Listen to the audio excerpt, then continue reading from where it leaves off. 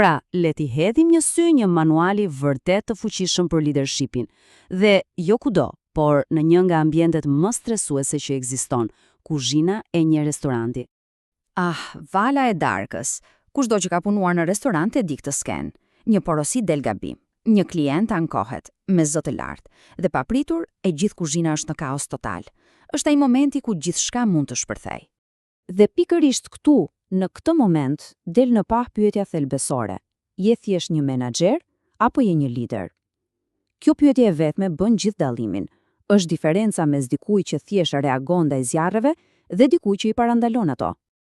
E po, le të flasim për armën sekrete të një liderit vërtet. Dhe jo, nuk është ndonjë aplikacion i ri apo ndonjë teknik menaxhimi e modës së fundit. Bëhet fjalë për diçka shumë themelore, një mjet psikologjik që ndryshon totalisht perspektivën se si shihet ekipi. Dhe ja ku e kemi, hierarkia e nevojave e Maslowit. Mund të duket si diçka nga një libër psikologjie, por prisni pak, kjo teori është thelbësore. Ideja është e thjeshtë, njerëzit duhet të plotësojnë nevojat bazike para se të mendojnë për gjëra më të mëdha.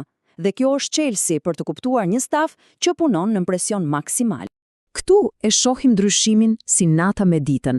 Administratori, menaxheri tipik, sheh një problem dhe pyet: pse po dështon prap? Por lideri e shikon ndryshe. Pyetja e tij është: çfarë nevoje nuk po plotësohet këtu? Ky është një ndryshim themelor nga gjetja e fajtorit tek gjetja e zgjidhjes. Mendojeni një ekip si një ndërtesë. Ka një themel, por kur gjëra nxehen, kur presioni bëhet i padurueshëm, i gjitha i themel të kurret dhe bëhet vetëm një gjë: mbijetesë. Pra, para se të kërkojmë pjata perfekte apo shërbim të shpejt, duhen bërë disa pyetje shumë bazike. A është stafi i dehidratuar? A janë të uritur? A kanë frikë se do t'u bërtitet para të gjithëve për një gabim të vogël? Këto janë nevojat fiziologjike dhe të sigurisë, janë themeli i gjithçkaje. Në momentin që shpërthen kriza, e gjithë skuadra bie në bazën e piramidës. Harrojeni kreativitetin apo përsosmërinë. I gjithë fokusi bëhet ultra i ngushtë, vetëm të mos bëj gabim, vetëm të kaloj këtë turn. Ky është modaliteti i mbijetesës në veprim.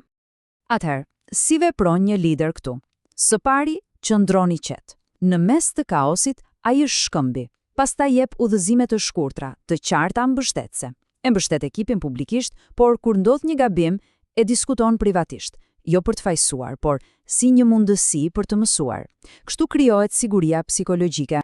Okej, themeli është vendosur, të gjithë ndihen të sigurt. Tani fillon puna e vërtet, apo jo? Kalojnë tek zemra e çështjes, ndërtimi i një ekipi të vërtet, ku ka lidhje dhe respekt. Sepse një ekip i vërtet nuk është thjesht një grumbull njerëzish që ndajnë të njëjtin vend pune. Është diçka më shumë, është një ndjenjë përkatësie. Dhe kjo ndërtohet me hapa të vegjël por të rëndësishëm. Një mbledhje e shkurtër para turnit, duke siguruar që kuzhina dhe salla komunikojnë me respekt, duke krijuar idenë se të gjithë po luftojnë për të njëjtin qëllim. Jemi të sinqert, në botën e Horekas është shumë më e lehtë të dëgjosh një kritik se sa një lavdërim, por një lider i mirë e di këtë dhe e kthen avantazhin e tij.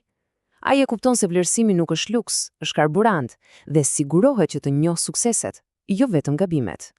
Kuzhina është në flak, porosit vijnë pa pushim, dhe shefi afrohet dhe thot thjesht: po e menaxhon shumë mirë këtë fluks. Kaq. Kjo fjali e vogël mund të ketë një fuqi të jashtëzakonshme. Ajo i thot personit: të shoh, e vlerësoj punën tënde, ajo ka rëndësi. Mirë, kemi folur për mbijetesën dhe për ndërtimin e ekipit. Tani ngjitemi në majë të piramides. Këtu gjërat bëhen vërtet interesante.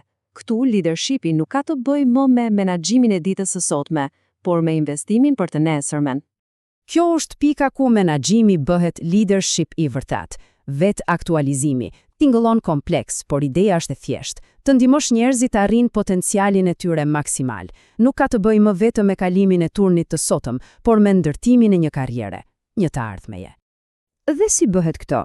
Duke u dhënë njerëzve mundësi për të trajnuar, duke u besuar përgjegjësi të vërteta, jo vetëm detyra, duke u bërë mentor për ata që tregojnë ambicie, duke krijuar një rrugë të qartë ku ata mund të rriten.